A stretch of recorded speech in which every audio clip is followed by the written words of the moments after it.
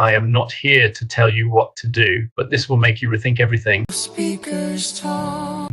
I'm not here to tell you exactly what to do. I'm here to challenge your thinking and to illuminate some doors you probably didn't realize were there. So where I'm going to start from is to talk about the feeling of lost.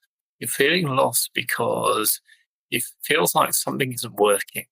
I'd challenge you to say it isn't because things aren't working. It's because something doesn't feel right in what is working for you now. Now, that's not a problem with what we're bombarded with signals, we're bombarded with messages all day, every day. So many distractions, so many opinions, so many people telling us what to do, but it's mixed messages. So it isn't a problem of strategy, it's a problem of signal. Now, some of you are probably thinking, yeah, all this AI, there's all this technology, there's the global issues, there's all these things going on in the world. It's so difficult for us right now. I bet there's so many different generations all thinking the same thing and thinking the next generation had it easier. Well, it's not necessarily that it's unprecedented times. It's not that technology itself is to blame. We're living in a times when you can build anything you want if you put your mind to it. The resources are out there, especially with the AI tools and the efficiency models and the software that's out there and all the information that's out there. It's a question of whether or not you can trust all the information, but you're wise enough to know what you can trust and what you can't trust and to make decisions. They're not always right, but you can make your decisions. It's not a case of what you can build or how easily you can build it or how easily you can do things. It's more a case of should you do it? What is right for you to do? And does it reflect you? What I would say is happening now, and this is not giving you direction, it's just giving you things to think about. What we're facing now is times when success is measured by speed. Most people want to succeed these days in one thing or another. Think about that when you want to succeed. It's not that speed per se is a problem. It's what it covers up. It's what you miss in the process of speed. Do some quick searches. You can do it after this, or if you're watching the recording, look at it afterwards. Go online and have a look to see what are the current search trends. I've been doing this for some time now, quite some time now. I work with founders, successful founders, and Finch model works with successful founders. So we like to keep in touch with the current trends. The next day, consistent. It's about speed and automation and how you can get technology to make things move faster. But the thing with moving faster is something gets missed. A number of things get missed in the process, which is where our work sits, looking at the things that are overlooked of you. The speed has prevented you from stopping to focus on those. That's at the crux of where you're getting lost, to be perfectly honest. That's my opinion. That's where our work sits, is to give you context to pause for a moment to see what you're missing. Personal anecdotes. I've been in business for a very long time, as you can probably tell by the colour. Going grey. Yes, going grey fast. This is a long, long time, but like most of you. And I've worked really, really hard for everything that we've achieved throughout my work, based everything on my personal values. If I'm satisfied, if I'm happy, other people are happy.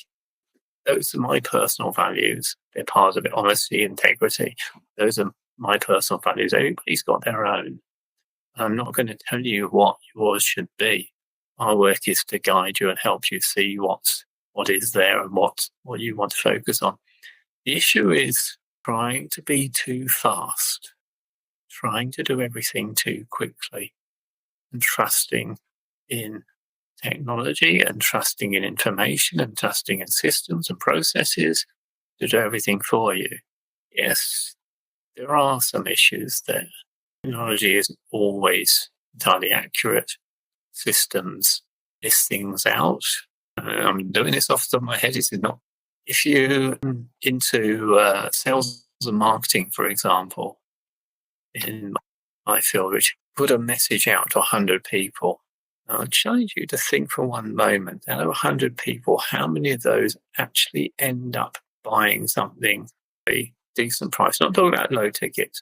What percentage actually end up buying something decent from you? Industry-wide, what is the industry average? It's 2%. Just 2% is considered efficient. That's because the system is designed that way. It's designed for speed and it's designed for efficiency. Think about that. It's not about blaming the technology. The technology does what it does very, very well. You need to understand why it does that. You just need to understand how systems operate and what they're designed to do and what they're not designed to do and what they miss. It's what they miss that people don't stop to see and stop to notice. That's where our work sits. That's what we do. A little personal anecdote. It's a plea to founders and to entrepreneurs. Pay attention to the things that matter. Pay attention to having a reason to pause, having a reason to slow down and step back.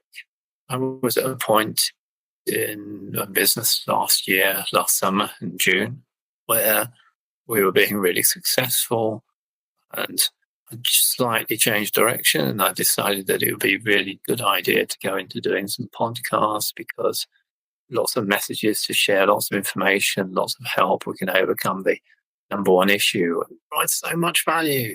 So we created a unique podcast, something that is very rarely, if at all, done. And I built it all out. We've structured it. We've got everything in place. We booked our first guests to come on the podcast, and I was working all available hours because there was no reason to stop, no reason to slow down. Didn't have a reason. And I thought I'd got it all in hand until the one thing that I hadn't paid attention to caught up with me. The next morning, I woke up and feeling like I should be excited to start. I'm excited to do all these wonderful things I've been preparing to do. And I hadn't paid attention to the one thing that mattered. During the night, I had a stroke, still recovering. It is tough. You've got to pay attention to your health. This is something that we overlook, and it's easily overlooked. Statistic about founders and entrepreneurs about health, and I won't shock you with that because it is shocking. We overlook it in the rush for speed and the rush for success. And what we don't do is we don't slow down, and we don't pause, and we don't look at what's hidden between the lines. We don't look at what's in the room facing us, asking for our attention.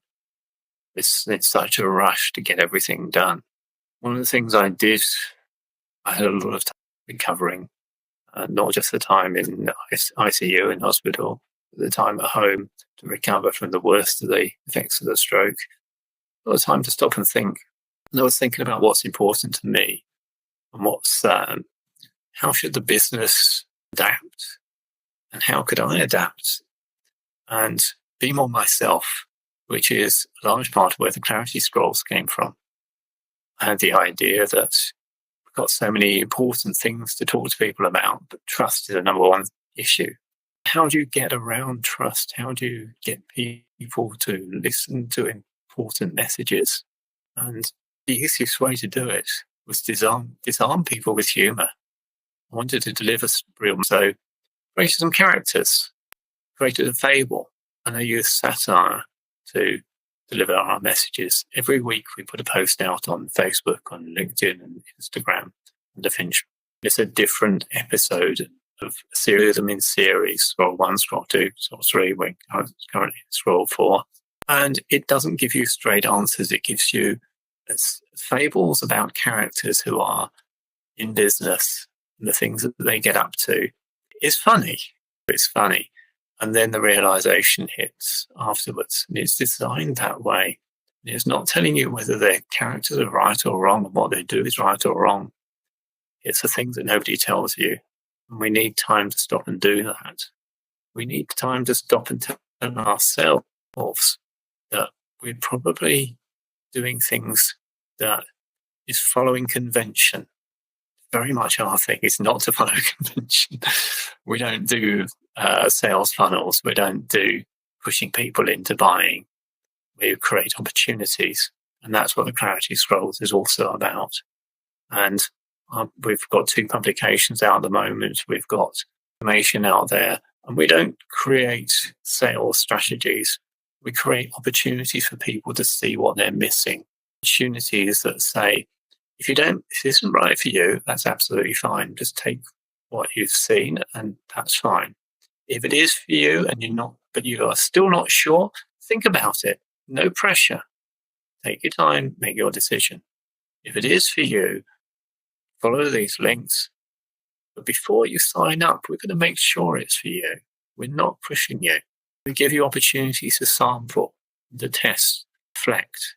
The reflecting is super important.